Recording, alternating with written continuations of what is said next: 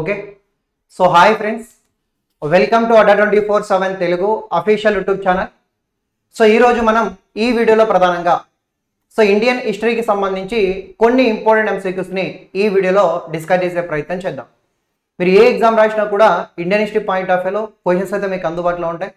So దాన్ని base చేసుకొని మనం మెయింటెనెన్స్ అంటే కొన్ని ర్యాండమ్గా కొన్ని ఇంపార్టెంట్ ఎంసీక్యూస్ని ఈ సెషన్లో డిస్కస్ చేసే ప్రయత్నం చేద్దాం. ఒకసారి లైవ్లో ఉన్న వాళ్ళు కామెంట్ చేయండి, వాయిస్ అండ్ పీపీటీ అంతా కూడా క్లియర్ ఉందా? సో వాయిస్ అండ్ పీపీటీ అంతా కూడా క్లియర్ ఉంది అన్నట్లయితే మనం ఎక్కువ లేట్ చేయకోకుండా మన ఈ సెషన్ని స్టార్ట్ చేసే ప్రయత్నం చేద్దాం. వెరీ గుడ్ మార్నింగ్ అండి. So Tony, Vinay Kumar, Devika and మిగతా వాళ్ళందరికీ కూడా hi and very good morning.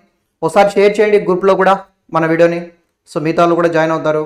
So మన సెషన్ని మనం అయితే ఎక్కువ లేట్ చేయకోకుండా ఇక స్టార్ట్ చేసే ప్రయత్నం చేద్దాం. ఓకే, సరే చూడండి, ఇక ఒక్క నిమిషం అండి, స్టార్ట్ చేద్దాం.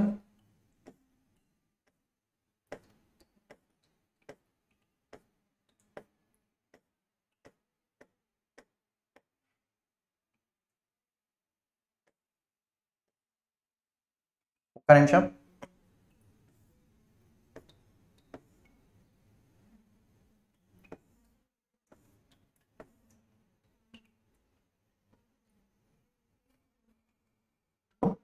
ఓకేనా, ఆన్సర్ చేయండి. ఒక్క నిమిషం.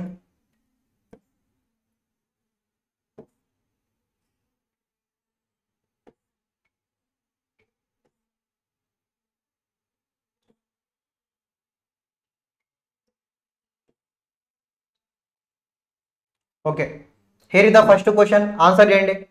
సో వెరీ గుడ్ మార్నింగ్ అండి అందరికీ కూడా.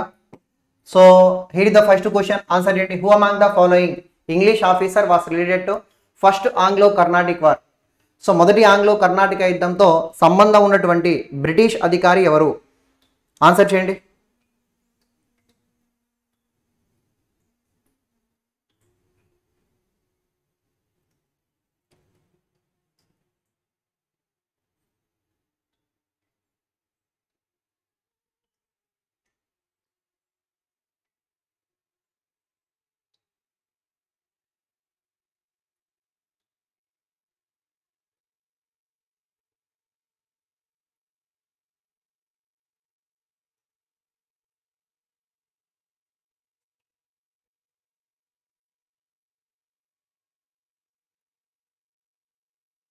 ఓకేనా, చూద్దాం మరి దీనికి సంబంధించినటువంటి ఆన్సర్ ఏంటనేసి మనం ఇక్కడ తెలుసుకునే ప్రయత్నం చేద్దాం.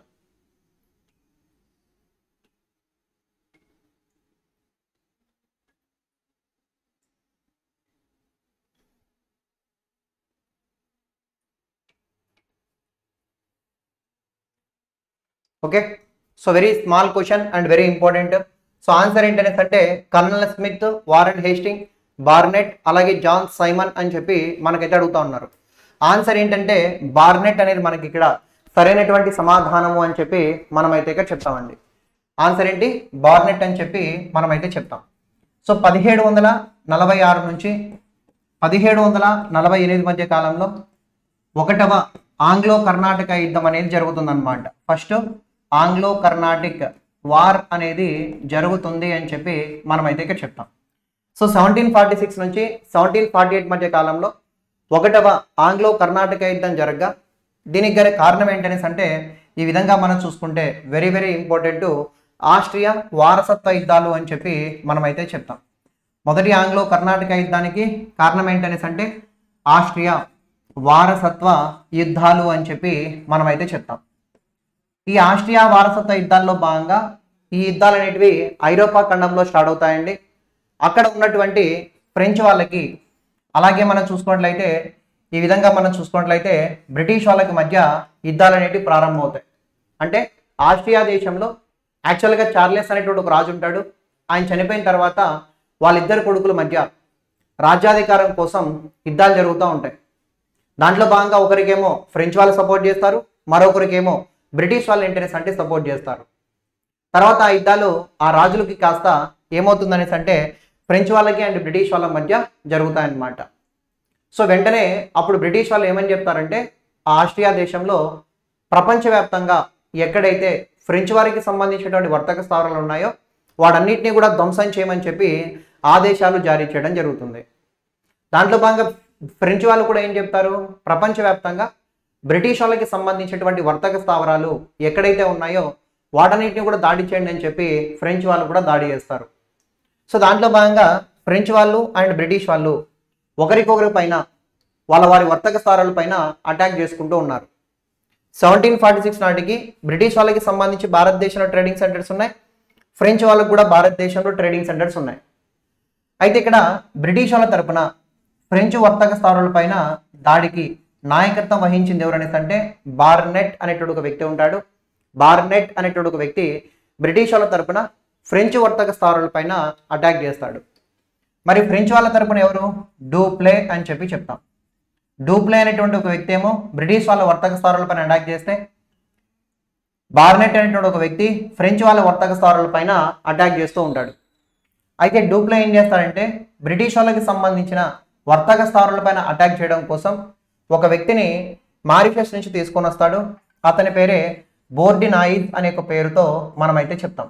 అతన్ని ఏమంటాం, బోర్డినాయిజ్ అనే ఒక పేరుతో మనమైతే ఇక్కడ చెప్పుకుంటాం. ఈ విధంగా డూప్లే అనేటువంటి ఒక వ్యక్తి బోర్డినాయిజ్తో కలిసి ఏం చేస్తారంటే బ్రిటిష్ వాళ్ళ దగ్గర నుంచి మద్రాస్ని ఆక్రమిస్తాడు అని చెప్పి కూడా మనం చెప్తాం. ఈ విధంగా యుద్ధం అనేది జరుగుతూ ఉంటుందనేసి మీరు ఇక్కడ గమనించాలి. మనకు అడిగింది ఏంటి ఇక్కడ, who among the following English officer was related to first Anglo Carnatic war. Answer ఏంటి, బార్నెట్ అని చెప్పి మనమైతే ఇక్కడ చెప్పడం జరుగుతూ ఉంది అనే విషయాన్ని గమనించాలి. ఆప్షన్ సి అనేది మనకు సరైనటువంటి సమాధానము అని చెప్పి మనమైతే ఇక్కడ చెప్పుకుంటాం అనమాట. ఓకేనా, నెక్స్ట్ క్వశ్చన్ని మనమైతే ఇక్కడ తెలుసుకునే ప్రయత్నం చేద్దాం. ఓకే, చూడండి,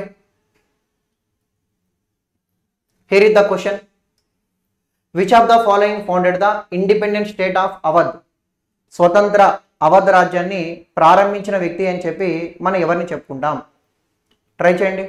స్వతంత్ర అవధ్ రాజ్యాన్ని ప్రారంభించిన వ్యక్తి అని చెప్పి మనము ఎవరిని చెప్పడం జరుగుతుంది.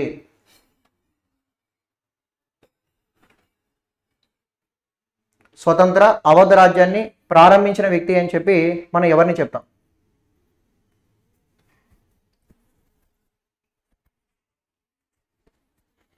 ఆప్షన్ ఏ షుజావుద్దౌలా, ఆప్షన్ బి అసఫుద్దౌలా, అలాగే సఫర్దర్ జంగ్, అలాగే సాదత్ ఖాన్. ఏంటి, షుజావుద్దౌలానా? కాదు, ట్రై చేయండి. So Shivaprasad, very good.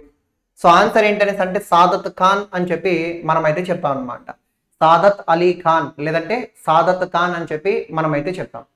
మీరైతే గుర్తుపెట్టుకోండి, 1526 సంవత్సరం నుంచి 1707 వరకు మన భారతదేశాన్ని గ్రేట్ మొఘల్స్ అనేటువంటి వాళ్ళు పరిపాలించారు. అయితే ఇక్కడ ఏం జరిగిందంటే 1707 సంవత్సరంలో ఔరంగజేబ్ అనేటువంటి ఒక వ్యక్తి చనిపోతాడు. 1707లో ఔరంగజేబ్ ఏంటంటే చనిపోతాడు అని చెప్పి మనమైతే చెప్తాం. ఔరంగజేబ్ అనేటువంటి ఒక వ్యక్తి ఆల్మోస్ట్ మన భారతదేశంలో చాలా రాజ్యాలను తన ఆధీనంలో పెట్టుకొని పరిపాలించినటువంటి ఒక వ్యక్తి అని చెప్పి మనమైతే ఇక్కడ చెప్తాం. కానీ ఏం జరిగిందంటే 1707లో ఔరంగజేబ్ చనిపోయిన తర్వాత భారతదేశంలో అనేక రాజ్యాలు ఈ విధంగా ఏంటంటే అనేక చిన్న చిన్న రాజ్యాలు స్వతంత్రతను ప్రకటించుకోవడం జరిగింది అని చెప్పి మనమైతే చెప్తాం. ఔరంగజేబ్ చనిపోయిన తర్వాత మన భారతదేశంలో దేశవ్యాప్తంగా అనేక చిన్న చిన్న సామ్రాజ్యాలు అప్పటి వరకు మొఘల్స్ దగ్గర సామంతులుగా ఉండి అప్పటికప్పుడు స్వతంత్రతను ప్రకటించుకోవడం జరిగింది. అలా స్వతంత్రతను ప్రకటించినటువంటి రాజ్యాల్లో అతి పెద్ద రాజ్యం ఏదైనా ఉందా అంటే అప్పట్లో మన భారతదేశంలో స్వదేశీ సంస్థానాల్లో హైదరాబాద్ సంస్థానం అనే చోటు ఉంటుంది. హైదరాబాద్ భారతదేశంలోనే అతి పెద్ద సంస్థానం అని చెప్తాం. దాదాపుగా 2 కోట్లు అంతకన్నా ఎక్కువ మంది జనాలు ఈ యొక్క సంస్థానం పరిధిలో ఉంటారు అని చెప్పి చెప్తాం. చెప్తే నమ్మరు, బిల్ బెరీ అనేటువంటి ఒక సామ్రాజ్యం ఉంటుందండి. ఈ బిల్ బెరీ అనేటువంటి సామ్రాజ్యంలో కేవలం 20 మంది మాత్రమే ఉంటారనమాట. అర్థం చేసుకోండి, ఆ రోజుల్లో ఔరంగజేబ్ చనిపోయిన తర్వాత 2 కోట్ల కన్నా ఎక్కువ జనాభా కలిగినటువంటి పెద్ద సంస్థానాలు మన భారతదేశంలో ఉన్నాయి. కేవలం మనం చూసుకున్నట్లయితే 20 మందితో కూడినటువంటి చిన్న సంస్థానాలు కూడా మన భారతదేశంలో ఏంటనేసి అంటే ఉన్నాయి అని చెప్పి కూడా మనమైతే చెప్తాం. అలా మన భారతదేశంలో కొన్ని రాజ్యాలు ఏర్పడతాయి. ఫర్ ఎగ్జాంపుల్ మనం చూసుకుంటే కర్ణాటక అనేటువంటి రాజ్యం ఉంటుంది. ఈ కర్ణాటక రాజ్యాన్ని ఎవరు ప్రారంభించారంటే సాదత్ లేదా సదాతుల్లా ఖాన్ అని చెప్పి చెప్తాం. సదాతుల్లా ఖాన్ అనేటువంటి ఒక వ్యక్తి కర్ణాటక రాజ్యాన్ని ప్రారంభించాడు. స్వతంత్ర కర్ణాటక రాజ్య స్థాపకుడు అని చెప్పి మనం ఎవరిని చెప్తామంటే సదాతుల్లా ఖాన్ అనే ఒక వ్యక్తిని మనం చెప్తాం. అలాగే స్వతంత్ర బెంగాల్ రాజ్య స్థాపకుడు ముర్షిద్ కులీ ఖాన్. ముర్షిద్ కులీ ఖాన్ అనేటువంటి ఒక వ్యక్తి ఉంటాడు. ఈ ముర్షిద్ కులీ ఖాన్ అనేటువంటి ఒక వ్యక్తి ఈ విధంగా మనం చూసుకుంటే స్వతంత్ర బెంగాల్ రాజ్య స్థాపకుడు అని చెప్పి మనం చెప్తాం. అలాగే మరాఠా రాజ్య స్థాపకుడు, మరాఠా రాజ్యాన్ని ఎస్టాబ్లిష్ చేసింది ఛత్రపతి శివాజీ అనేటువంటి ఒక వ్యక్తి మరాఠా సామ్రాజ్యాన్ని ప్రారంభించాడు. అలాగే మైసూర్ సామ్రాజ్యాన్ని ప్రారంభించింది చిక్కా కృష్ణరాజ్ వడయార్. చిక్కా కృష్ణరాజ్ వడయార్ అనేటువంటి ఒక వ్యక్తి ఉంటాడు. ఈ చిక్కా కృష్ణరాజ్ వడయార్ అనేటువంటి ఒక వ్యక్తి మైసూర్ సామ్రాజ్యాన్ని ప్రారంభించాడు అని చెప్పి మనం అయితే చెప్తాం. ఇంకా ఏముంటాయి? పంజాబ్ ఉంటుంది. మరి పంజాబ్ రాజ్యాన్ని ఎవరు ప్రారంభించాడంటే రంజిత్ సింగ్ అండి. పంజాబ్ రాజ్యాన్ని ప్రారంభించిన వ్యక్తి ఎవరు అంటే రంజిత్ సింగ్ అనే ఒక వ్యక్తి ఉంటాడు. ఈ రంజిత్ సింగ్ అనే ఒక వ్యక్తి ప్రారంభించిన రాజ్యాన్ని పంజాబ్ రాజ్యము అని చెప్పి మనమైతే ఇక్కడ చెప్పుకుంటాం అనే ఒక విషయాన్ని మీరు ఇక్కడ గమనించాలి. ఇంకా హైదరాబాద్ రాజ్యాన్ని నిజాం అలీ ఖాన్ ప్రారంభించాడు. హైదరాబాద్ రాజ్యాన్ని నిజాం అలీ ఖాన్ అనేటువంటి ఒక వ్యక్తి ప్రారంభించాడు. ఫైనల్గా అవధ్ రాజ్యాన్ని సాదత్ అలీ ఖాన్ అనే ఒక వ్యక్తి ప్రారంభించాడు. ఇవన్నీ కూడా ఒకసారి గుర్తుపెట్టుకోండి. మన కానిస్టేబుల్ అండ్ ఎస్ఐ లాంటి ఎగ్జామినేషన్లో ఇలాంటి క్వశ్చన్స్ను కూడా మనమైతే ఎక్స్పెక్ట్ చేసేందుకు అవకాశం అయితే ఉంటుంది. ఓకేనా? మరి నెక్స్ట్ క్వశ్చన్ని మనమైతే ఇక్కడ తెలుసుకునే ప్రయత్నం చేద్దాం. ఇది ఆల్రెడీ మాట్లాడుకున్నాం కదా. ఇది చూడండి. In which year Chandrashekhar Azad attained martyrdom. So Chandrashekhar ఆజాద్లు ఏ సంవత్సరంలో ఈ విధంగా చనిపోయారు లేదా హత్య గావించబడ్డారు? ఆన్సర్ చేయండి. సో గుడ్ మార్నింగ్ అండి అందరికీ కూడా, వెరీ గుడ్ మార్నింగ్. ట్రై చేయండి, షేర్ చేయండి మన వీడియోని. సో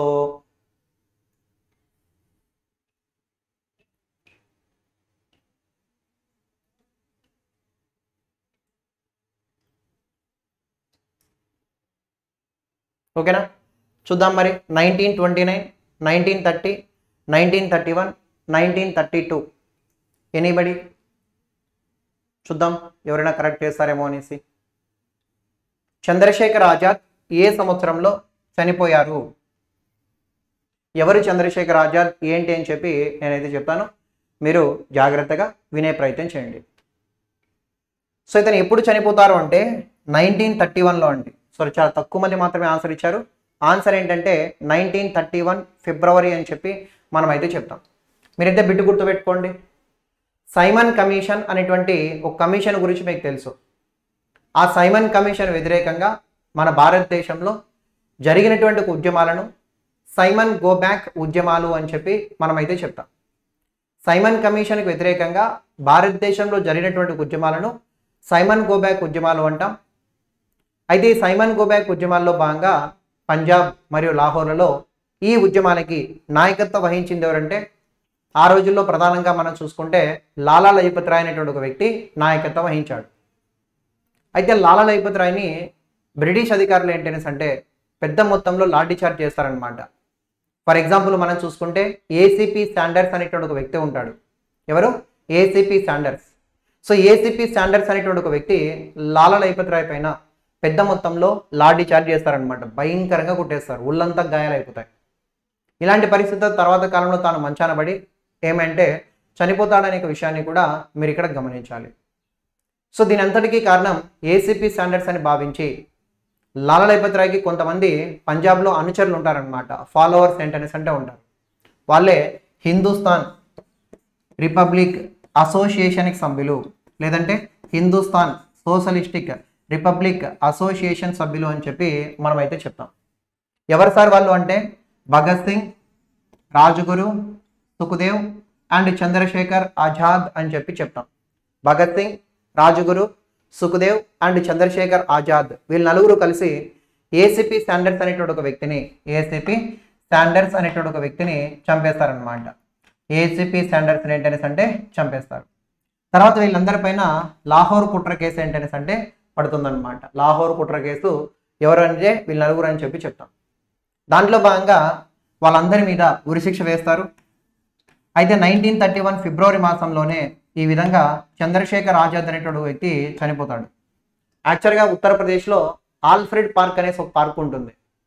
బ్రిటిష్ వాళ్ళకి కళ్ళు కప్పి చంద్రశేఖర్ ఆజాద్ ఏంటనేసి అంటే అక్కడ దాంకొని ఉంటాడు అనమాట. ఆ సమాచారం బ్రిటిష్ వాళ్ళకి తెలిసిపోయింది. వెంటనే బ్రిటిష్ వాళ్ళు ఆర్మీని మొత్తాన్ని కూడా తీసుకొని వచ్చి ఆల్ఫ్రెడ్ పార్క్ చుట్టూ కూడా మోహరించాడు. మోహరిస్తే వెంటనే ఈ విధంగా చెప్తా ఉన్నారు మైక్లో, చంద్రశేఖర్ ఆజాద్ లొంగిపో, మేము నిన్ను చుట్టుముట్టేశాము, నువ్వు తప్పించుకోవడానికి వీలు లేదు, ఖచ్చితంగా లొంగిపో లేదంటే చనిపోతామని చెప్పి చెప్తారనమాట. అయితే అప్పుడు చంద్రశేఖర్ ఆజాద్ ఏం చేస్తాడు, తన దగ్గర ఉన్నటువంటి ఆయుధాల ద్వారా తన శక్తికి మించి ఏంటనేసి అంటే కొంతసేపు బ్రిటిష్ వాళ్ళకి వ్యతిరేకంగా పోరాటాలు చేశారు. ఫైనల్గా తనకి సిచ్యువేషన్ అర్థమైంది, బ్రిటిష్ వాళ్ళ చేతుల్లో తను చిక్కిపోతానని. వాళ్ళ చేతిలో మరణించడానికన్నా కూడా తనకు తాను సూసైడ్ చేసుకొని చనిపోతే మేలని చెప్పి భావించి చంద్రశేఖర్ ఆజాద్ అనేటువంటి ఒక వ్యక్తి 1931 ఫిబ్రవరి ఐ థింక్ 27 ఆ మధ్యకాలంలో ఏంటనేసి అంటే తాను ఆల్ఫ్రెడ్ పార్క్లో సూసైడ్ చేసుకొని తనకు తానే చనిపోతాడనమాట. సో కాబట్టి ఈ విధంగా ఏంటనేసి అంటే ఇతన్ని మనం ఇక్కడ చెప్పుకుంటామనే ఒక విషయాన్ని గమనించాలి. అలాగే మరొక ఇంట్రెస్టింగ్ పాయింట్ ఏంటంటే ఈ మిగిలిన వ్యక్తులు భగత్ సింగ్, రాజ్గురు, సుఖదేవ్ వీళ్ళ ముగ్గురిని కూడా బ్రిటిష్ వాళ్ళు ఎప్పుడు ఉరి తీశారు అని చెప్పి అడుగుతారు. 1931 మార్చ్ 23వ తారీఖున 1931 మార్చ్ 23వ తారీఖున భగత్ సింగ్, రాజ్గురు, సుఖదేవ్ లాంటి ముగ్గురు వ్యక్తులను బ్రిటిష్ వాళ్ళు ఏంటంటే ఉరి తీశారు అని చెప్పి మనమైతే ఇక్కడ చెప్పడం జరుగుతూ ఉంది అనే ఒక విషయాన్ని మీరు గుర్తుపట్టాల్సి ఉంటుందన్నమాట. సో మీరైతే గుర్తుపెట్టుకోండి, చంద్రశేఖర్ ఆజాద్ అనేటువంటి ఒక వ్యక్తి ఎప్పుడు మరణించాడంటే 1931లోనే మరణించాడు అనే విషయాన్ని మీరైతే ఇక్కడ గుర్తుపెట్టుకోవాల్సి ఉంటుందన్నమాట. సో ఇది దానికి సంబంధించినటువంటి సమాచారం అని చెప్పి మీరైతే గుర్తుపెట్టుకోవాల్సి ఉంటుందండి. సో నెక్స్ట్ క్వశ్చన్ చూద్దాం. దీనికి ఆన్సర్ ఏంటి? Which of the following personalities founded the Indian National Social conference in 1887? So 1887 ఆ మధ్యకాలంలో ఇండియన్ నేషనల్ సోషల్ కాన్ఫరెన్స్ అనేటువంటి ఒక సంస్థని ఏర్పాటు చేసినటువంటి వ్యక్తులుగా మనం ఎవరిని చెప్పుకుంటాం?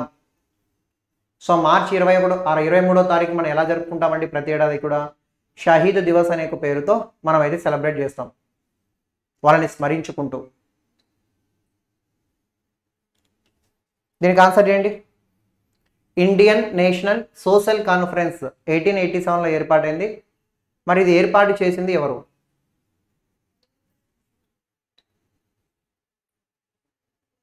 వెరీ ఇంపార్టెంట్ సంస్థ. సమాజంలో ఉన్నటువంటి మూఢనమ్మకాలను అండ్ దురాచారాలను సమాజం నుండి దూరం చేయడం కోసం ఆ రోజుల్లో ఇండియన్ నేషనల్ సోషల్ కాన్ఫరెన్స్ అనేది ఒకటి ఏర్పాటు కావడం జరిగింది. సో దీన్ని ఏర్పాటు చేసింది ఎంజీ రడే అండ్ రఘునాథరావు అని చెప్పి మనం చెప్తాం. సో ఆన్సర్ ఏంటంటే బోత్ 1 and 2 అని చెప్పి మనం చెప్తామండి. సో 1887 మధ్య కాలంలో ఎంజీ రనడే అండ్ రఘునాథరావు రనడే లేదా రఘునాథరావు అనేటువంటి ఇద్దరు వ్యక్తులు కలిసి సమాజంలో ఉన్నటువంటి మూఢనమ్మకాలను అండ్ దురాచారాలను సమాజం నుండి దూరం చేయడం కోసం, ప్రజలకు అవగాహన కల్పించడం కోసం ఇలాంటి ఒక సంస్థను ఏర్పాటు చేయడం జరిగింది అని చెప్పి మనమైతే ఇక్కడ చెప్పుకుంటామనే ఒక విషయాన్ని మీరు ఇక్కడ గుర్తుపెట్టుకోవాల్సి ఉంటుందన్నమాట. So very important. ఆ విషయాన్ని కూడా ఒకసారి ఏంటనేసి అంటే చూసుకునే ప్రయత్నం చేయండి, సరిపోతుంది. అలాగే ఎంజీ రనడే గురించి మనం మాట్లాడుకున్నట్లయితే గుర్తుపెట్టుకోండి, ఇతను మహారాష్ట్ర ప్రాంతానికి సంబంధించిన వ్యక్తి అండి. సో ఎంజీ రనడే ఏ ప్రాంతానికి సంబంధించిన వ్యక్తి అంటే మీరైతే ఇక్కడ గుర్తుపెట్టుకోండి, he belongs to Maharashtra.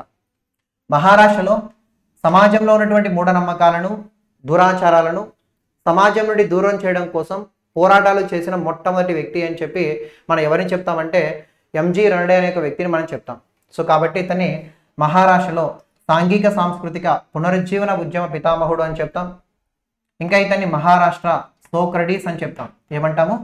Maharashtra Socrates అనే ఒక పేరుతో కూడా ఇతన్ని మనమైతే ఇక్కడ చెప్తాం. ఈ క్రింది వాణిలో ఎవరిని మహారాష్ట్ర సోక్రటీస్ అని చెప్పి పిలవడం జరుగుతుందనేసి అంటే ఎంజీ రనడే లాంటి ఒక వ్యక్తిని మనమైతే చెప్తాం. ఒకసారి చూడండి, గాంధీకి సంబంధించినటువంటి గురువు గారి పేరు ఏంటండి? గోపాలకృష్ణ గోఖలే. గాంధీ గురువు పేరు గోపాలకృష్ణ గోఖలే. మరి గోఖలే గురువు పేరు ఏంటనేసి అంటే ఎంజీ మహాదేవ గోవింద రనడే అని చెప్పి చెప్తాం. సో గాంధీ గురువు గోపాలకృష్ణ గోఖలే కాగా గోపాలకృష్ణ గోఖలే గురువు పేరు ఏంటంటే ఎంజి రానడే అని చెప్పి మనమైతే ఇక్కడ చెప్పుకుంటాం అనే విషయాన్ని మీరైతే గుర్తుపట్టాల్సి ఉంటుందన్నమాట. అలాగే దానికి సంబంధించి మనం చూసుకున్నట్లయితే సర్వజనీన అనేటువంటి ఒక పేరుతో సర్వజనీన అనేటువంటి ఒక పేరుతో ఒక పత్రిక ఉంటుంది. అలాగే అదే సర్వజనీన అనేటువంటి ఒక పేరుతో ఒక సంస్థ కూడా ఇతనికైతే ఉంటుంది అని చెప్పి మనం చెప్తాం.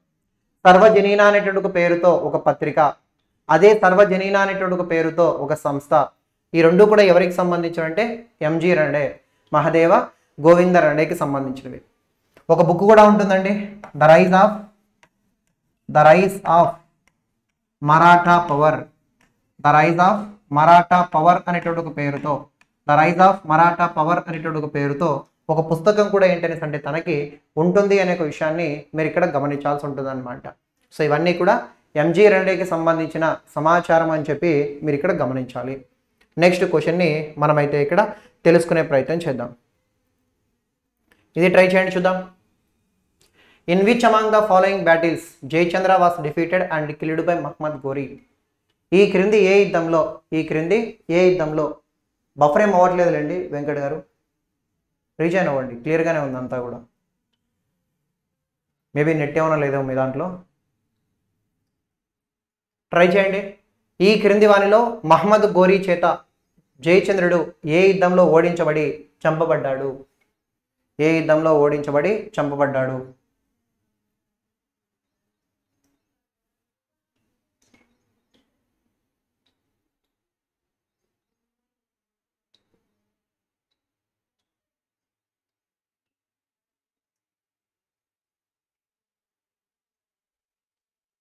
ఓకేనా?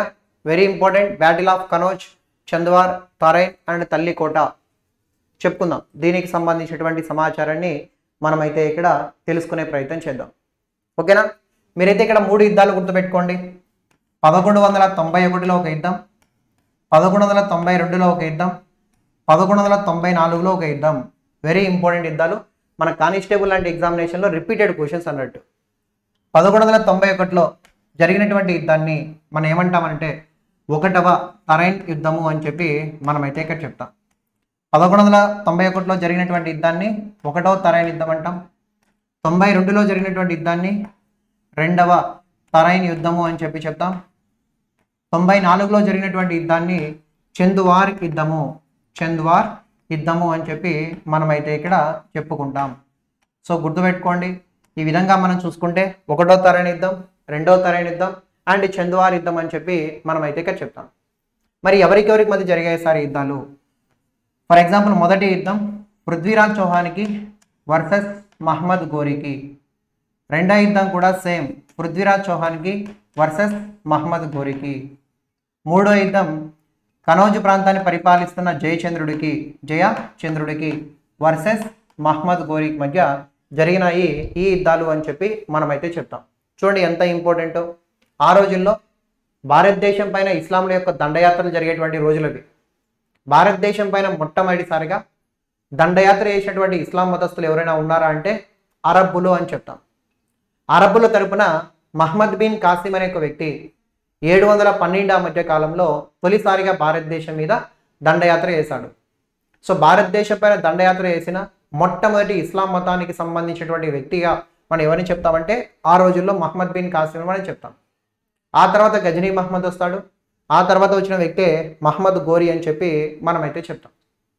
అయితే ఇక్కడ ఒక స్టోరీ చెప్తాను, జాగ్రత్త వినండి. ఇక్కడ పృథ్వీరాజ్ చౌహాన్ ఉంటాడు. ఈ పృథ్వీరాజ్ చౌహాన్ అనే ఒక వ్యక్తి ఢిల్లీని పరిపాలిస్తూ ఉంటాడు. కనౌజ్ వంశానికి సంబంధించిన ఒక రాజపుత్ర రాజు. అలాగే జయచంద్రుడు ఉంటాడు. ఇతను ఏంటనేసి అంటే ఈ విధంగా మనం చూసుకున్నట్లయితే ఇతను ఢిల్లీని క్షమించాలి, పృథ్వీరాజ్ చౌహాన్ ఏ వంశానికి సంబంధించిన వ్యక్తి అంటే చౌహాన్ వంశానికి సంబంధించిన రాజపుత్ర రాజు. ఇతను ఢిల్లీని ఏంటనేసి అంటే పరిపాలిస్తూ ఉంటాడు. అయితే ఇతనికి ఒక శత్రువు ఉంటాడండి, అతని పేరు జయచంద్రుడు. ఈ జయచంద్రుడు అనే ఒక వ్యక్తి కనౌజ్ను పరిపాలిస్తూ ఉంటాడు. ఇతను గహద్వల వంశానికి సంబంధించిన వ్యక్తి. అతనేమో ఢిల్లీని పరిపాలిస్తూ ఉంటే ఇతనేమో కనౌజ్ని పరిపాలిస్తూ ఉన్నాడు. అయితే జయచంద్రుడికి కోరిక ఉంది, ఢిల్లీని ఎప్పటికైనా ఆక్రమించాలి, దాని మీద నేను పరిపాలించాలని చెప్పి కోరిక. పృథ్వీరాజ్ చౌహాన్కి కూడా కోరిక ఉంది, కనౌజ్ని ఆక్రమించాలి, తన ఆధీనంలో పెట్టుకోవాలనేటువంటి కోరిక. ఇద్దరికి కూడా పచ్చగడ్డి వేస్తే బగ్గుమనేటువంటి శత్రుత్వం వీళ్ళిద్దరి మధ్య ఉన్నది. ఇలాంటి సమయంలో ఒకసారి ఏం జరిగిందంటే జయచంద్రుడికి కూతురు ఉంటుంది. జయచంద్రుడికి ఒక కూతురు ఉంటుంది. ఆ కూతురి పేరు సంయుక్త. ఆ కూతురి పేరు సంయుక్త సంథింగ్ ఏదో ఉంటుంది. ఆ కూతురికి ఏంటనేసి అంటే అతను ఏం చేస్తాడు, ఈ విధంగా స్వయంవరాన్ని ప్రకటిస్తాడు. చుట్టుపక్కల ఉన్నటువంటి రాజులందరినీ కూడా ఇన్వైట్ చేస్తాడు.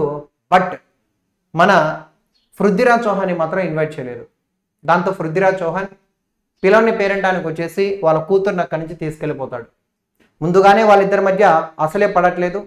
కానీ ఇప్పుడు జయచంద్రుడి కూతుర్ని పృథ్వీరాజ్ చౌహాన్ ఏంటనేసి అంటే కిడ్నాప్ చేయడం జరిగింది. దాంతో వీళ్ళిద్దరి మధ్య ఇంకా ఎక్కువ గొడవలు అయిపోయాయి. అలాంటి పరిస్థితుల్లో జయచంద్రుడు ఎలాగైనా సరే పృథ్వీరాజ్ చౌహాన్ని ఓడించాలని చెప్పి ఫిక్స్ అవుతాడు. కానీ అతని సైన్యం దానికి ఏంటనేసి అంటే రెడీగా లేదు. దాంతో జయచంద్రుడు ఏం చేస్తాడంటే ఒక ఇస్లాం పాలకుడిని మన భారతదేశానికి ఇన్వైట్ చేస్తాడు. పృథ్వీరాజ్ చౌహాన్ని ఓడించడం కోసం మహమ్మద్ గోరీని భారతదేశానికి ఇన్వైట్ చేసింది ఎవరంటే జయచంద్రుడు. ఈ విధంగా ఒక విదేశీని భారతదేశానికి భారతీయ రాజును ఓడించడం కోసం ఇన్వైట్ చేస్తే అతని భారతదేశపు దేశద్రోహి అని చెప్పి చెప్తాం. ఇతన్ని భారతదేశపు రెండవ దేశద్రోహి అని చెప్పి చెప్తాం. గతంలో మొదటి దేశద్రోహి ఎవరు సార్ అంటే క్రీస్తు పూర్వం 326 సంవత్సరంలో అలెగ్జాండర్ని ఇన్వైట్ చేసినటువంటి అంబి దేశంలోనే మొట్టమొదటి దేశద్రోహి అని చెప్తాం. ఇతను రెండో దేశద్రోహి. మొత్తానికి మహమ్మద్ గోరీ వచ్చాడు, పృథ్వీరాజ్ చౌహాన్తో యుద్ధం చేశాడు. ఆ యుద్ధంలో మహమ్మద్ గోరీ ఓడిపోతాడు. ఓడిపోయిన తర్వాత పృథ్వీరాజ్ చౌహాన్ కాళ్ళు పట్టుకుంటాడు. సార్ నన్ను వదిలేయండి, ఈ ఒక్కసారికి నన్ను వదిలేయండి, మళ్ళీ జన్మంటూ ఉంటే మీకు నేను కనపడను అని చెప్పి బతిమలాడుకుంటే దాంట్లో భాగంగా పృథ్వీరాజ్ చౌహాన్ ఏంటంటే మహమ్మద్ గోరీని వదిలేస్తాడు ప్రాణాలతో. అదే ఆయన చేసిన తప్పు. మళ్ళీ 1 సంవత్సరం తర్వాత మహమ్మద్ గోరీ పెద్ద మొత్తంలో సైన్యాన్ని వెంటబెట్టుకొని కుతుబుద్దీన్ ఐబక్, బక్తియార్ ఖిల్జీ లాంటి బానిసలందరినీ కూడా వెంటబెట్టుకొని 1192లో రెండవ తరం యుద్ధానికి వస్తాడు. ఆ యుద్ధంలో పృథ్వీరాజ్ చౌహాన్ ఓడిపోతాడు అనమాట. ఎంత ఇంపార్టెంట్ అంటే భారతదేశంలో ఇస్లాం రాజ్య స్థాపనకి కారణమైనటువంటి ఒక యుద్ధం అని చెప్పి మనం దేని చెప్తామంటే రెండవ తరైన యుద్ధాన్ని మనం చెప్తాం. భారతదేశంలో ఇస్లాం రాజ్య స్థాపనకి కారణమైనటువంటి ఒక యుద్ధం రెండవ తరైన యుద్ధం. ఆ యుద్ధంలో పృథ్వీరాజ్ చౌహాన్ ఓడిపోతాడు. కాకపోతే మహమ్మద్ గోరీకి జయచంద్రుడికి మధ్య కొంచెం ఏంటనేసి అంటే మాట పెరిగి గొడవలు అవుతాయి. ఆ గొడవల్లో భాగంగా ఏకంగా జయచంద్రుడి మీదకి కూడా మహమ్మద్ గోరీ యుద్ధం చేస్తాడు. ఆ విధంగా మహమ్మద్ గోరీ అండ్ జయచంద్రుడి మధ్య జరిగినటువంటి యుద్ధాన్ని చందువార్ యుద్ధము అని చెప్పి మనమైతే ఇక్కడ చెప్పుకుంటాం అనే విషయాన్ని మీరు ఇక్కడ గుర్తుపెట్టుకోవాల్సి ఉంటుందన్నమాట. So very important. ఆ విషయాన్ని ఒకసారి అయితే చూసే ప్రయత్నం చేయండి. ఈ విధంగా జయచంద్రుడు అనే వ్యక్తి యుద్ధంలో ఓడిపోతాడు అండ్ చనిపోతాడు అని చెప్పి కూడా మనం చెప్తాం. ఇది ఈ 3 యుద్ధాలు గ్యారంటీగా మీ ఎస్ఐ అండ్ కానిస్టేబుల్ అండ్ ఎగ్జామినేషన్లో ఈ యుద్ధాల మీద ఒక క్వశ్చన్ అయితే రావచ్చు. ఆన్సర్ ఏంటి? ఆప్షన్ బి అనేది మనకు సరైనటువంటి సమాధానము అని చెప్పి మనమైతే ఇక్కడ చెప్పుకుంటాం అనే విషయాన్ని మీరు గుర్తుపెట్టుకోవాల్సి ఉంటుందన్నమాట. ఓకే, నెక్స్ట్ క్వశ్చన్ చూద్దాం. చూడండి, which of the following battles helped Sher Shah to establish Suri dynasty. Sher Shah అనేటువంటి ఒక వ్యక్తి సూర్య వంశాన్ని ప్రారంభించడంలో అతనికి ఉపయోగపడినటువంటి యుద్ధము అని చెప్పి మనం దేని చెప్తాము. మనము నిన్నటి క్లాస్లో కూడా ఇలాంటి ఒక బిట్ మనం మాట్లాడుకున్నాం. ఒకసారి చూడండి మరి ఆన్సర్ ఏంటనేసి.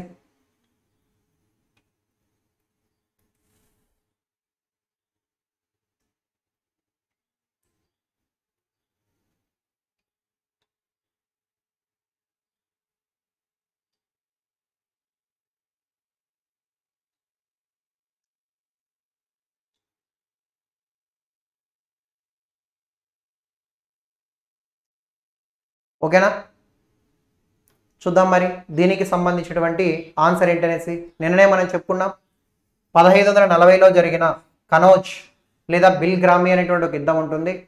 చూడండి, 1540లో జరిగింది ఒక యుద్ధం.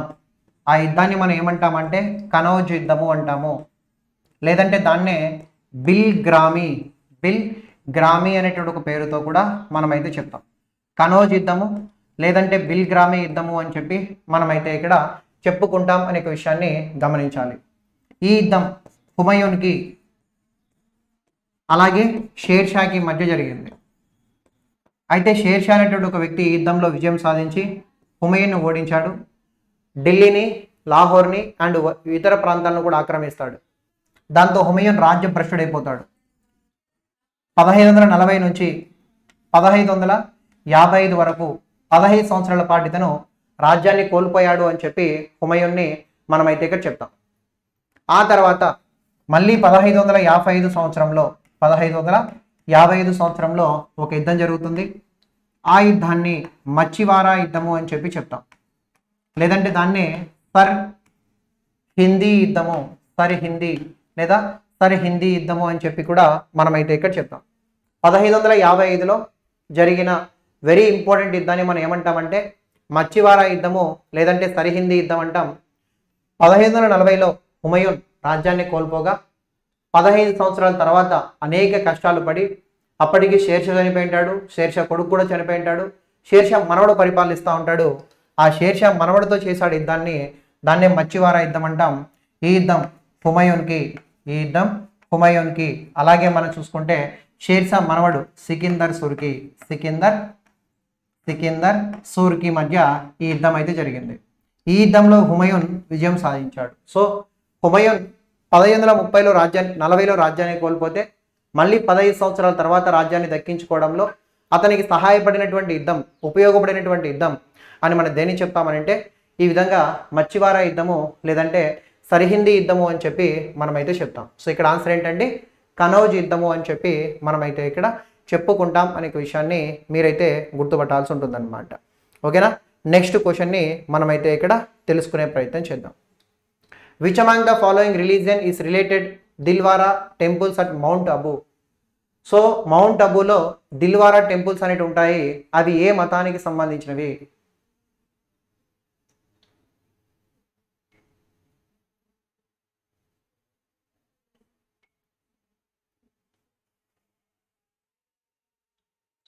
ట్రై చేయండి. Okay. Which among the following religion is related to Dilwara temples at Mount Abu?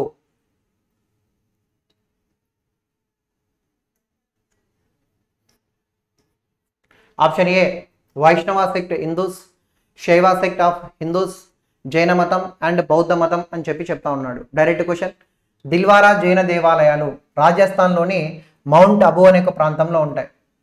వస్తుపాలుడు and తేజపాలుడు అనేటువంటి ఇద్దరు వ్యక్తులు ఆ రోజుల్లో వాటిని మెయింటెనెన్స్ అంటే కట్టించారు. సో దిల్వారా జైన మత దేవాలయాలు మనకి ఎక్కడ ఉంటాయంటే రాజస్థాన్లోని మౌంట్ అబూ అనే ఒక ప్రాంతంలో ఉంటాయన్నమాట. సో ఇక్కడ జైన మతం అంటా ఉన్నాం. జైన మతం అనగానే మీకైతే గుర్తు రావాలి ఏంటి, జైన మతానికి సంబంధించి 24 మంది తీర్థంకరులు అయితే ఉంటారు. జైన మతంలో ఎంతమంది తీర్థంకరులు ఉంటారండి? 24 మంది తీర్థంకరులు ఉంటారు అని చెప్పి మనమైతే ఇక్కడ చెప్పుకుంటాం. అయితే తీర్థంకరులు అంటే ఏంటి? ఈ విధంగా జీవన స్రవంతిని దాటడం కోసం మార్గాన్ని నిర్దేశించే వారిని తీర్థంకరులు అంటాం. ఒక్క మాటలో చెప్పాలంటే మార్గదర్శకులు అని చెప్పి మనమైతే ఇక్కడ చెప్పడం జరుగుతుంది. అయితే జైన మతానికి సంబంధించినటువంటి స్థాపకుడు అని ఎవరిని చెప్తాము? చాలామంది వర్ధమాన మహావీరుడు అంటాడు, కానీ కాదు. జైన మత స్థాపకుడు వృషభనాథుడు అని చెప్పి చెప్తాం. జైన మత స్థాపకుడు వృషభనాథుడు అనే ఒక వ్యక్తి జైన మత స్థాపకుడు. జైన మతానికి సంబంధించిన చారిత్రక అంటే హిస్టారికల్ స్థాపకుడు, జైన మత చారిత్రక స్థాపకుడు అని చెప్పి మనం ఎవరిని చెప్తాం? పార్శ్వనాథుడు అనే ఒక వ్యక్తిని, పార్శ్వనాథుడు అనేటువంటి ఒక వ్యక్తిని మనమైతే ఇక్కడ చెప్పుకుంటాం. సో జైన మత స్థాపకుడు వృషభనాథుడు, జైన మతానికి సంబంధించినటువంటి చారిత్రక స్థాపకుడు పార్శ్వనాథుడు, అండ్ జైన మతానికి సంబంధించిన నిజమైన స్థాపకుడు, నిజమైన అంటే రియల్ ఫౌండర్, నిజమైన స్థాపకుడు అని చెప్పి మనం ఎవరిని చెప్పుకుంటాం? అతన్నే వర్ధమాన మహావీర అనే ఒక పేరుతో, వర్ధమాన మహావీర అనే ఒక పేరుతో మనమైతే ఇక్కడ చెప్పుకుంటాం. జైన మతానికి సంబంధించిన నిజమైన స్థాపకుడు. మళ్ళీ చెప్తా చూడండి. Founder of Jainism Vrishabhanatha, founder of historical founder of Jainism Parshvanatha, real founder of Jainism అని చెప్పి ఏమంటామనేసి అంటే వర్ధమాన మహావీర అని చెప్పి మనమైతే ఇక్కడ చెప్పుకుంటామనే విషయాన్ని మీరైతే ఇక్కడ గమనించాలి. ఫర్ ఎగ్జాంపుల్ మనం ఇక్కడ వృషభనాథుడికి సంబంధించిన సింబల్ ఏంటనేసి అంటే ఎద్దు అని చెప్పి చెప్తాం. అంటే ఒక్కొక్క జైన మత గురువుకి ఒక్కొక్క సింబల్ అయితే ఉంటుంది. దాంట్లో భాగంగా వృషభనాథుడి యొక్క సింబల్ ఏంటంటే ఎద్దు. మరి పార్శ్వనాథుడి యొక్క సింబల్ ఏంటనేసి అంటే పాము, సర్పెంట్ అని చెప్పి చెప్తాం. వర్ధమాన మహావీరుడికి సంబంధించిన సింబల్, వర్ధమాన మహావీరుడికి సంబంధించినటువంటి సింబల్ ఏంటి? వర్ధమాన మహావీరుడికి సంబంధించినటువంటి సింబల్ ఏంటంటే మీరైతే ఇక్కడ గుర్తుపెట్టుకోండి, ఏమంటాము? సింహము. సింహము అని చెప్పి మనమైతే చెప్తాం. చెప్పాను చూడండి సింబల్స్ కూడా గుర్తుపెట్టుకోండి. వృషభనాథుడి యొక్క సింబల్ ఎద్దు, చారిత్రక జైన మత స్థాపకుడు పార్శ్వనాథుడి యొక్క సింబల్ పాము. ఫైనల్గా మనం చూసుకుంటే వర్ధమాన మహావీరుడికి సంబంధించిన సింబల్ ఏంటనేసి అంటే సింహం అని చెప్పి మనమైతే ఇక్కడ చెప్పుకుంటాం. సో మెయిన్గా ఈ మూడు నేర్చుకోండి. వీటి మీద మనకు రిపీటెడ్గా క్వశ్చన్స్ అయితే ఎగ్జామినేషన్లో ఉంటాయన్నమాట. ఒకసారి జాగ్రత్తగా చూసుకునే ప్రయత్నం చేయండి, సరిపోతుంది. ఓకేనా? మరి నెక్స్ట్ క్వశ్చన్ని మనమైతే ఇక్కడ తెలుసుకుందాం.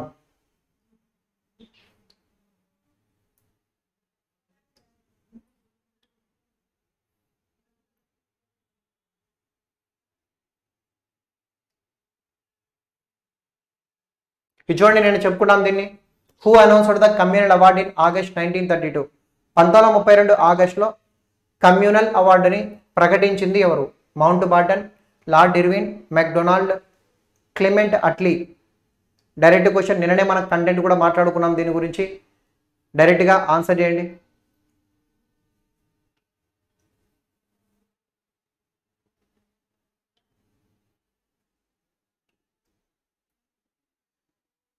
ఎస్ఎస్సికి కూడా ఇవి ఉపయోగపడతాయండి క్వశ్చన్స్. ఖచ్చితంగా ఎస్ఎస్సికి కూడా ఇవి ఏంటనేసి అంటే పనికి వస్తాయి. ఎస్ఎస్సికి, ఎస్ఐ కానిస్టేబుల్కి, సో వీటికి కూడా ఏంటనేసి అంటే పనికి వస్తాయి. ఏంటి క్లెమెంట్ అట్లీనా? ఎట్లయితుంది క్లెమెంట్ అట్లీ? కాదు.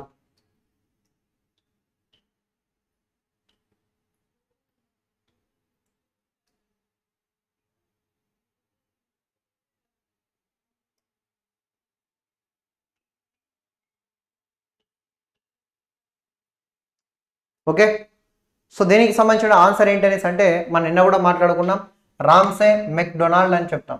సో 1932 ఆగస్టు 16వ తారీఖున ఆ రోజుల్లో బ్రిటన్ ప్రధానమంత్రిగా ఉన్నటువంటి క్లెమెంట్ అట్లీ అనేటువంటి ఒక వ్యక్తి దేశవ్యాప్తంగా వెనుకబడినటువంటి వర్గాల ప్రజలకి నియోజకవర్గాల్లో రిజర్వేషన్లు కల్పించడం కోసం ఇలాంటి ఒక చట్టాన్ని, ఇలాంటి ఒక దాన్ని తీసుకురావడం జరిగింది అని చెప్పి మనమైతే ఇక్కడ చెప్తాం.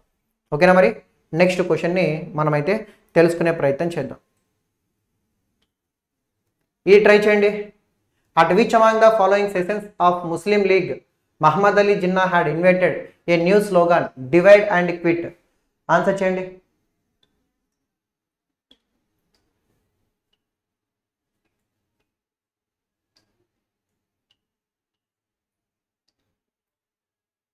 ఓకేనా?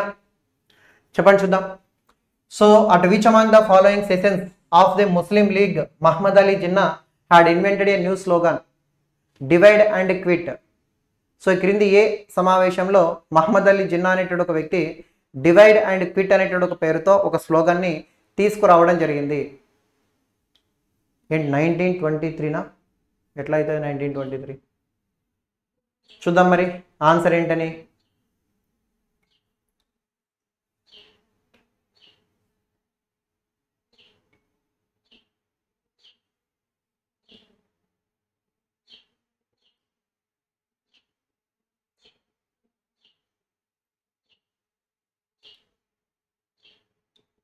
ఓకేనా? చూద్దాం మరి దీనికి సంబంధించినటువంటి ఆన్సర్ ఏంటి అనేసి అంటే లాహోర్ సెషన్ 1940 అని చెప్తాం. సో మీరైతే గుర్తుపెట్టుకోండి, 1940లో ముస్లిం లీగ్ పార్టీకి సంబంధించిన ఒక సమావేశం జరిగింది. ఈ సమావేశం ఎక్కడ జరిగిందంటే లాహోర్లో జరిగింది. ఈ సమావేశం లాహోర్ అనేటువంటి ఒక ప్రాంతంలో 1940లో జరిగింది అని చెప్పి మనమైతే చెప్తాం. ఈ సమావేశంలో మహమ్మద్ అలీ జిన్నా, ఎంఏ జిన్నా లేదా మహమ్మద్ అలీ జిన్నా అనేటువంటి ఒక వ్యక్తి ఒక కొత్త రెజల్యూషన్ని ప్రవేశపెట్టాడు. దాన్నే మనము పాకిస్తాన్ రెజల్యూషన్ అని చెప్పి మనమైతే చెప్తాం. పాకిస్తాన్ రెజల్యూషన్ అనే ఒక పేరుతో ఒక రెజల్యూషన్ ప్రవేశపెట్టాడు. దీన్నే లాహోర్ డిక్లరేషన్ అని చెప్పి కూడా మనం చెప్తాం. సో ముస్లిం లీగ్ పార్టీ యొక్క ముఖ్య లక్ష్యం ఏదైనా ఉందా అంటే పాకిస్తాన్ తీర్మానాన్ని తీసుకురావడమే అని చెప్పి మనం మెయింటెనెన్స్ అంటే ఇక్కడ చెప్పుకుంటాం అనమాట. సో ఇది దానికి సంబంధించినటువంటి సమాచారం. ఇది ఇండియన్ నేషనల్ కాంగ్రెస్ పార్టీ సమావేశం కాదు. మీకు అర్థమవుతుందా? ఇది నాటే ఇండియన్ నేషనల్ కాంగ్రెస్ పార్టీ సమావేశం. ఇదేంటి 1940లో ముస్లిం లీగ్ పార్టీ ఒక సమావేశం పెట్టుకుంటుంది. అంటే ఇండియన్ నేషనల్ కాంగ్రెస్ పార్టీ ఏ విధంగా అయితే డిసెంబర్లో సమావేశాలు నిర్వహించుకుంటుందో అప్పుడప్పుడు ముస్లిం లీగ్ పార్టీ కూడా సమావేశాలు నిర్వహించుకుంటుంది. 1940లో ముస్లిం లీగ్ పార్టీకి సంబంధించిన ఒక సమావేశం ఎక్కడ జరిగిందంటే లాహోర్లో జరిగింది. లాహోర్లో జరిగితే ఆ సమావేశంలో మహమ్మద్ అలీ జిన్నా అనేటువంటి ఒక వ్యక్తి తీర్మానాన్ని ప్రకటించాడు ముస్లిం లీగ్ పార్టీ తరపున. ముస్లిం లీగ్ పార్టీ యొక్క లక్ష్యం ఏదైనా ఉందా అంటే ప్రత్యేక దేశాన్ని ఏర్పాటు చేయడమే అని చెప్పి కుండబద్దలు కొట్టడం జరిగింది. అప్పటి వరకు ముస్లిం లీగ్ పార్టీ కేవలం భారతదేశంలో రాజకీయంగా, సామాజికంగా, ఆర్థికంగా డెవలప్ అయితే చాలు అంటున్నటువంటి వీళ్ళు 1940కి వచ్చినాడికి ప్రత్యేక దేశం కావాలని చెప్పి చెప్పడం జరుగుతూ ఉంది అనే విషయాన్ని కూడా మీరు ఇక్కడ గమనించాలి. ఆప్షన్ సి అనేది మనకు సరైనటువంటి సమాధానము అని చెప్పి మనమైతే ఇక్కడ చెప్పుకుంటాం. ఇది ట్రై చేయండి, చూద్దాం. Consider the following statements. Consider the following statements. స్టేట్మెంట్స్ని చదివి ఆన్సర్ చేయండి.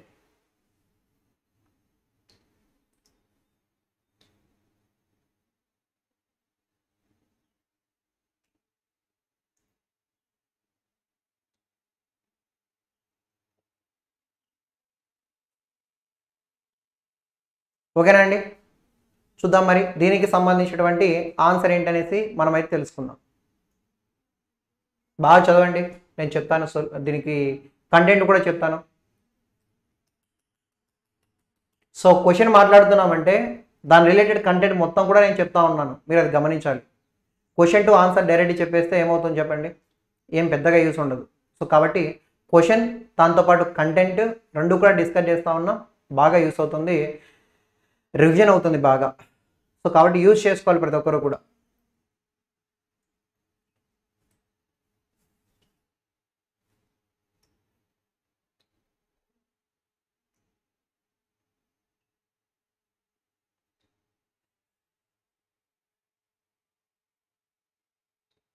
ఓకేనా? ఇంకా చేయండి మిగతా వాళ్ళు కూడా. కాన్సెప్ట్ వైజ్ కూడా చేద్దామండి, ఓకేనా? సో నిన్న మొన్ననే కదా స్టార్ట్ చేసాం, స్టార్ట్ చేద్దాం. ఇంకా కొంచెం అందరూ కూడా జాయిన్ అవ్వలేండి, అంటే చాలా రోజుల తర్వాత చేస్తున్నాం కాబట్టి ఇంకా తెలియలేదు చాలామందికి క్లాసులు జరుగుతున్నాయని చెప్పేసి. సో ఇంకా కొంచెం రీచ్ వచ్చిన తర్వాత చేద్దాం, మేబీ రేపటి నుంచి కానీ ఎల్లుండి నుంచి కానీ స్టార్ట్ చేద్దాం కొంచెం, ఓకేనా? చూద్దాం. So consider the following statements అని చెప్పి అడుగుతూ ఉన్నారనమాట. సరే చూద్దాం. Pro changers and no changers appeared in the Congress due to the sudden withdrawal of civil disobedient movement అని చెప్పి మనకు చెప్తా ఉన్నారు. అంతేనా? ప్రధానంగా pro changers and no changers అనేటువంటి కాన్సెప్ట్ సివిల్ డిసొబీడియంట్ మూమెంట్ని సడన్గా ఆపేయడం వల్ల ఫామ్ అయ్యారు అని చెప్పి మనకైతే ఇక్కడ చెప్తా ఉన్నారనమాట. మరి చూస్తే ఇది చాలా అంటే చాలా తప్పు అనమాట. సో మీరైతే గుర్తుపెట్టుకోండి, 1920 నుంచి 1922 మధ్య కాలంలో భారతదేశంలో జరిగినటువంటి ఉద్యమాలను నాన్ కోఆపరేషన్ మూమెంట్ అని చెప్పి మనమైతే ఇక్కడ చెప్తాం. నాన్ కోఆపరేషన్ మూమెంట్ అని చెప్పి మనమైతే ఇక్కడ చెప్పుకుంటాం. అయితే నాన్ కోఆపరేషన్ మూమెంట్ అని గాంధీ గారు ప్రారంభించేటప్పుడు ఏమని చెప్పారంటే, మనము సభలను, సమావేశాలను, అంటే మెయిన్గా ఈ విధంగా ఎమ్మెల్యేలుగా ఉంటే ఎమ్మెల్యేలు, ఎంపీలుగా ఉంటే ఎంపీలు, మేము ఈ పదవులకు రాజీనామా చేసి బయటకు వచ్చి ఉద్యమాల్లో పాల్గొనండి అని చెప్పి గాంధీ గారు చెప్పారు. అంటే చట్టసభలను బహిష్కరించాలని చెప్పి గాంధీ గారు పిలుపునైతే ఇచ్చారు అని చెప్పి చెప్తాం. దాన్ని ప్రతి ఒక్కరు కూడా స్వీకరించి ప్రతి ఒక్కరు కూడా తమ తమ పదవులకు రాజీనామా చేసి వచ్చి ఉద్యమాల్లో పాల్గొన్నారు.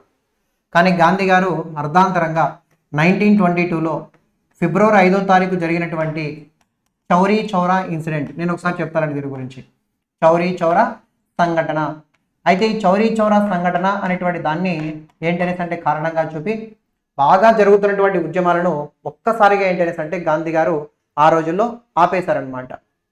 ఎప్పుడైతే గాంధీ గారు ఈ సహాయ నిరాకరణ ఉద్యమాలు ఆపేశారో దేశవ్యాప్తంగా గాంధీని చాలామంది పెద్ద పెద్ద నాయకులందరూ కూడా విమర్శించడం ప్రారంభించారు. సో దాంట్లో భాగంగా ఇక్కడ ఏం జరిగిందనేసి మనం చూసుకుంటే ఒక విషయాన్ని మీరు ఇక్కడ గమనించాలి. అదేంటనేసి అంటే అదే సంవత్సరంలో డిసెంబర్లో ఐఎన్సీ సమావేశం జరిగింది. 1922 డిసెంబర్లో ఐఎన్సీ సమావేశం జరిగింది. సార్ ఎక్కడ జరిగింది? బీహార్లోని గయా అనే ఒక ప్రాంతంలో. సార్ ఎవరు అధ్యక్ష వహించారు? చిత్తరంజన్ దాస్ అనేటువంటి ఒక వ్యక్తి అధ్యక్ష వహించారు. గుర్తుపెట్టుకోండి, సహాయ నిరాకరణ ఉద్యమాలు ఆగిపోయిన సంవత్సరంలో డిసెంబర్లో ఐఎన్సీ సమావేశాలు జరిగితే ఆ సమావేశాలు ఎక్కడ జరిగాయంటే గయాలో జరిగాయి. గయాలో జరిగినటువంటి ఆ సమావేశాలకు అధ్యక్ష వహించింది ఎవరంటే చిత్తరంజన్ దాస్ అనేటువంటి ఒక వ్యక్తి అధ్యక్ష వహించాడు. ఈ సమావేశంలో చిత్తరంజన్ దాస్ అనేటువంటి ఒక వ్యక్తి ఒక తీర్మానాన్ని ప్రకటిస్తాడు. ఆ తీర్మానాన్ని మనం ఏమంటామంటే కౌన్సిల్ ఎంట్రీ తీర్మానము అని చెప్పి మనమైతే చెప్తాం. చట్టసభల్లోకి ప్రవేశించాలి అని చెప్పి ఒక తీర్మానాన్ని ప్రవేశపెట్టాడు. అసలు మనం చట్టసభల్లోకి వెళ్ళకోకుండా ఉంటే బ్రిటిష్ వాళ్ళు ప్రవేశపెట్టేటువంటి ప్రజా వ్యతిరేక చట్టాలను మనం ఎలా ఎదుర్కోగలం? సో కాబట్టి ప్రతి ఒక్కరూ కూడా చట్టసభల్లోకి వెళ్ళాలి. బ్రిటిష్ వాళ్ళు ప్రవేశపెడుతున్నటువంటి అన్యాయమైనటువంటి చట్టాలను మనం వ్యతిరేకించి మనం వాటిని సమర్థించకూడదు, పాస్ అయ్యేలా చేయకూడదు అని చెప్పి చిత్తరంజన్ దాస్ చెప్తాడు. అయితే దాన్ని బేస్ చేసుకొని ఒక తీర్మానాన్ని ప్రవేశపెట్టాడు. ఆ తీర్మానాన్నే కౌన్సిల్ ఎంట్రీ తీర్మానము అని చెప్పి చెప్తాం. దీన్ని కొంతమంది సమర్థించారు, దీన్ని కొంతమంది వ్యతిరేకించారు, దీన్ని కొంతమంది వ్యతిరేకించారు, కొంతమంది సమర్థించారు. వ్యతిరేకించిన వారిని మనం ఏమంటామనేసి అంటే నో చేంజర్స్ అని చెప్పి మనం చెప్తాం. సమర్థించిన వారిని మనం ఏమంటామంటే ప్రో చేంజర్స్ అని చెప్పి మనమైతే ఇక్కడ చెప్తాం. చూడండి ఎంత క్లారిటీగా చెప్తా ఉన్నాము. కౌన్సిల్ ఎంట్రీ తీర్మానాన్ని గయా సమావేశంలో ప్రవేశపెట్టారు. దీని యొక్క ఇంపార్టెంట్ ఏంటి అనేసి అంటే మీరైతే గుర్తుపెట్టుకోండి, చట్టసభల్లోకి ప్రవేశించడం కోసం దీన్ని ప్రవేశపెట్టారు. దీన్ని కొందరు వ్యతిరేకిస్తూ ఉన్నారు, కొందరు సమర్థిస్తూ ఉన్నారు. వ్యతిరేకించే వాళ్ళు చట్టసభల్లోకి ఏమొద్దు, గాంధీ గారు చెప్పినట్లు మనం బయట ఉండే ఉద్యమాలు చేద్దామని అనుకునే వాళ్ళు. ప్రో చేంజర్స్ అంటే గాంధీ గారిని వ్యతిరేకించి ప్రతి ఒక్కరం కూడా చట్టసభలోకి మనం వెళ్లాల్సిందే అని చెప్పి కోరుకునేవాళ్ళు. సో కాబట్టి ఈ pro changers and no changers అనేటువంటి కాన్సెప్ట్ ఎప్పుడు వచ్చింది అనేసి అంటే నాన్ కోఆపరేషన్ మూమెంట్ అప్పుడు వచ్చింది, సివిల్ డిసోబీడియంట్ మూమెంట్ అప్పుడు కాదు. సో ఫస్ట్ ఆప్షన్ తప్పు అని చెప్పి మనమైతే ఇక్కడ చెప్తాం. While Motilal Nehru was the pro changer, Rajagopalachari was the no changer. మనకు నో చేంజర్స్లో ఎవరు వస్తారు? రాజగోపాలాచారి, అలాగే మౌలానా అబుల్ కలాం ఆజాద్, ఇలాంటి వ్యక్తులందరూ కూడా నో చేంజర్స్ కిందకి వస్తారు. ప్రో చేంజర్స్ కిందకి ఎవరు వస్తారంటే చిత్తరంజన్ దాస్, ప్రో చేంజర్స్ చిత్తరంజన్ దాస్, మోతీలాల్ నెహ్రూ, విఠల్ భాయ్ పటేల్, వీళ్ళందరూ కూడా ప్రో చేంజర్స్ అన్నట్టు. ఈ ప్రో చేంజర్స్లో ఉన్నటువంటి వాళ్ళందరూ కూడా ఒక పార్టీని కూడా పెడతారు. ఆ పార్టీ పేరే వెరీ ఇంపార్టెంట్ పార్టీ. 1923 జనవరి 1వ తారీఖున ఏర్పాటవుతుంది. ఆ పార్టీనే మనం ఏమంటామంటే స్వరాజ్ పార్టీ అని చెప్పి మనమైతే ఇక్కడ చెప్తాం. ఏమంటాము? స్వరాజ్ పార్టీ అని చెప్పి మనమైతే ఇక్కడ చెప్పడం జరుగుతుంది అనే ఒక విషయాన్ని గమనించాలి. సో సెకండ్ ఆప్షన్ కరెక్టే. మోతీలాల్ నెహ్రూ అనేటువంటి వ్యక్తి ప్రో చేంజర్, రాజగోపాలాచారి అనేటువంటి వ్యక్తి నో చేంజర్ అని చెప్పి మనం చెప్తాం. సో కాబట్టి ఓన్లీ టూ మాత్రమే సరైనటువంటి సమాధానము అని చెప్పి మనమైతే ఇక్కడ చెప్పుకుంటాం అనే విషయాన్ని మీరైతే గుర్తుపెట్టుకోవాల్సి ఉంటుందన్నమాట. ఓకేనా? నెక్స్ట్ క్వశ్చన్ని మనమైతే ఇక్కడ తెలుసుకుందాం. ఇది చూడండి. In the year 1673 A place for French settlement was approved by share Khan Lodi to home. 1673 సంవత్సరంలో షేర్ ఖాన్ లోడి అనేటువంటి ఒక వ్యక్తి ఒక భూభాగాన్ని ఫ్రెంచ్ వారికి ఇవ్వడం జరిగింది. అయితే ఎవరికి ఇచ్చాడు?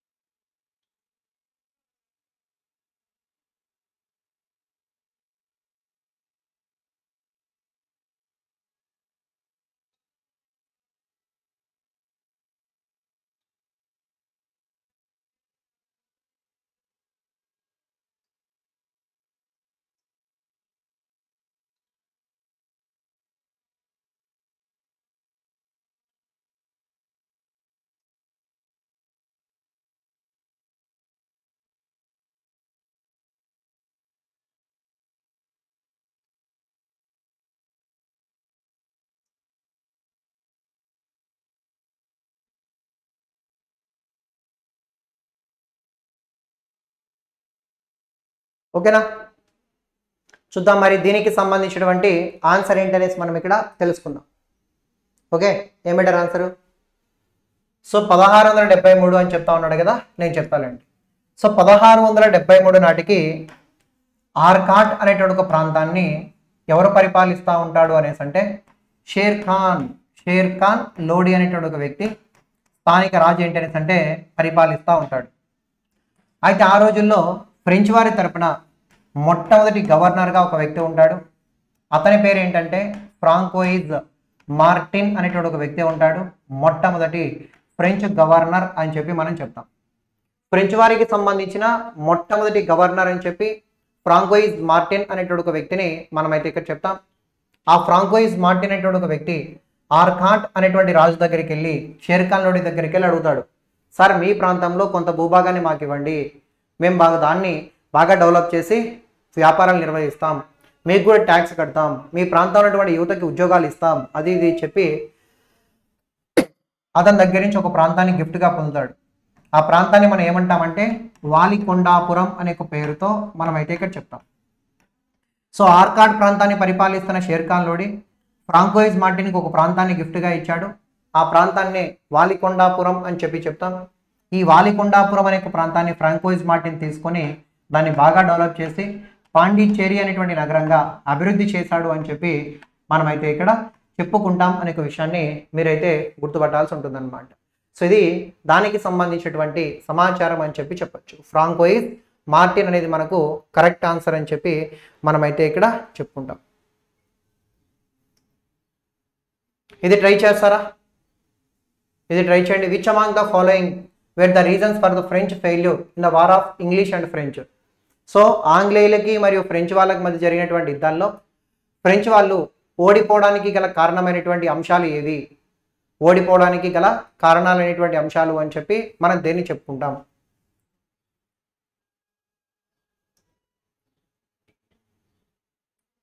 ట్రై చేయండి. ఆంగ్లేయులకి మరియు ఫ్రెంచ్ వాళ్ళకి మధ్య యుద్ధాలు జరుగుతాయి. ఆ యుద్ధాల్లో ఫ్రెంచ్ వాళ్ళు ఓడిపోవడానికి గల కారణమైనటువంటి సంఘటన ఏది, సిచ్యువేషన్స్ ఏవి అని చెప్పి అడుగుతూ ఉన్నారు.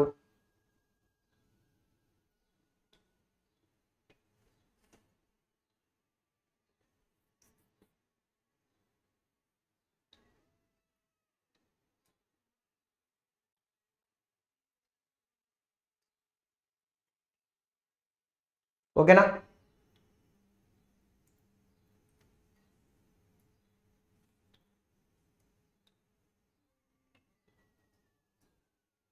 ఒక్క నిమిషం అండి.